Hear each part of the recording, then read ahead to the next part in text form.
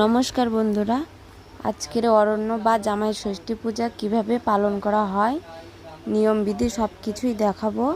এই ষষ্ঠী পূজা করা হয় জামাইয়ের কপালে ফোঁটা দেওয়ার আগে।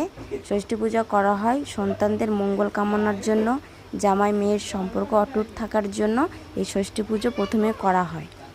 তো দেখো কিভাবে ষষ্ঠী পূজা করা হয়, কি কি উপকরণ লাগে বা কিভাবে করতে হয় দেখো।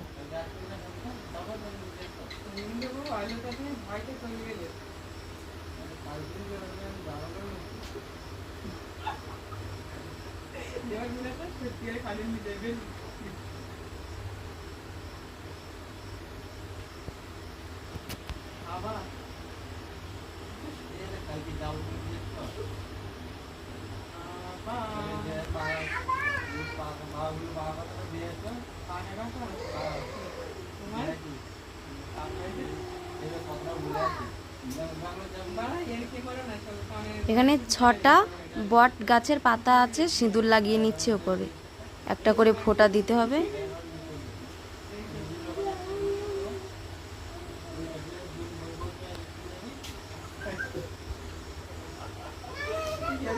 ধান, দূর্বা, ফুল এই পাত্রে এটা রাখা আছে, 60 জল। এই পাখা দিয়ে আগে ষষ্ঠী মাকে 6 বার জলের ছিটে দিয়েছে, এবার এই পাখা দিয়ে জামাইকে জলের ছিটে দিয়ে হাওয়া করে।